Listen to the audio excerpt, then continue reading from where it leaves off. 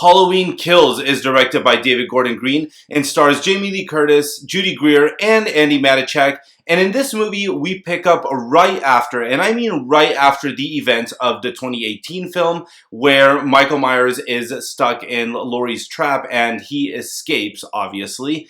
And he goes out on a total fucking rampage. And this time, the town is ready to fight back. So I wanted to get this review out earlier, but I decided to not go with the early screening because I wanted to watch this movie with my loved ones.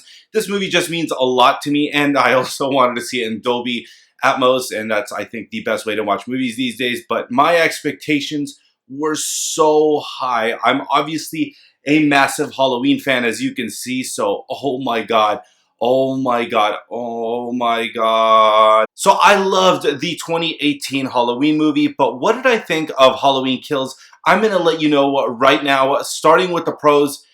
Good lord, Michael Myers is a savage in this movie. I love how brutal and how primal he has become in this film. They did a very good job of making this movie very intense with its kills, and that's something we haven't seen in quite some time in a slasher movie. I feel like a lot of slasher movies have recently really held back on the brutality of what could be. I also feel that the atmosphere really outshined the atmosphere that was set in the 2018 movie, so I think they did a better job of making it feel like a cold Halloween fall night, and that was really well done. That's something a lot of horror fans and particularly Halloween fans really want. They want that atmosphere. They want to feel like it's Halloween, and this movie did a fantastic job of setting up that atmosphere. In Halloween 2018, we focused heavily on Laurie and her demons and how she dealt with Michael Myers and everything that happened to her. In this film, we focus on the people of Haddonfield, and I thought that was a really cool shift. We've already seen the story of Laurie and Michael, so she kind of takes a bit of a backseat in this film, and we focus on the town of Haddonfield, and they did a really cool job of making Haddonfield feel like a character in and itself, and how the people of Haddonfield would really react to something like this. This shadow that has been cast over their town, they've had enough and they're going to try to fight back. And I think that was a really cool shift in tone. Both Halloween 2018 and Halloween Kills do a fantastic job with its character development. A lot of slashers, whenever a character dies, they kind of just move on. There's no emotional weight. And in this movie, fortunately, there's a lot of emotional weight because you care about every character on the screen. So whenever they're in danger or if they die, you're really going to feel it. And this truly is the Empire Strikes Back of the Halloween series. There's a lot more darkness surrounding this film. And speaking of darkness, John Carpenter's score is far more morbid and dark and intense than in the previous film. He is a master at what he does. The score is phenomenal, of course, as always. And you have to give it up for the flashbacks that are done in this movie. Yes, they do go back to 1978, and no, that's not a spoiler, it's in the trailer.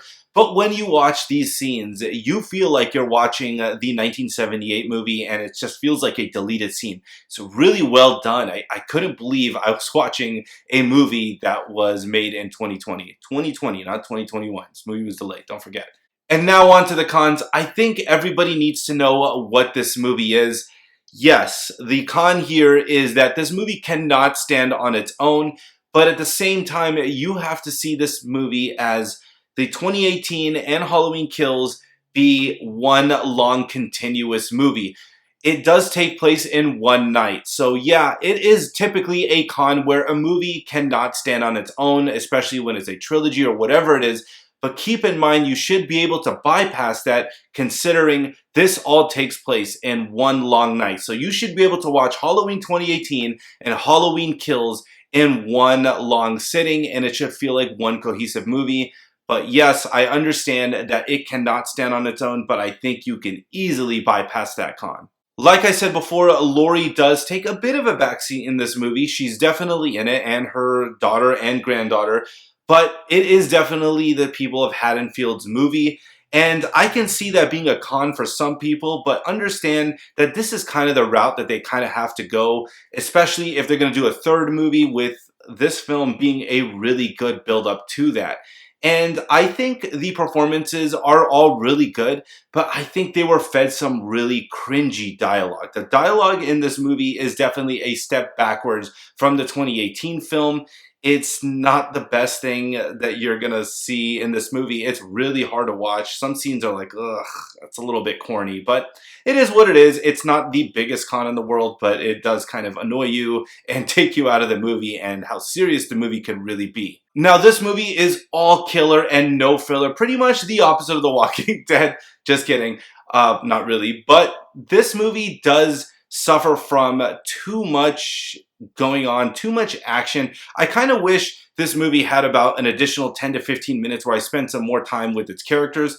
But again, that's a very small con. It is paced very well overall, so not that big of an issue, but still, I would like some more dialogue and some more of an emotional connection with these characters. Now, before I give my final grade, I want to give a big thank you and shout out to Matt Chandler, who rehauled this awesome Halloween Kills mask for me. He did a phenomenal job.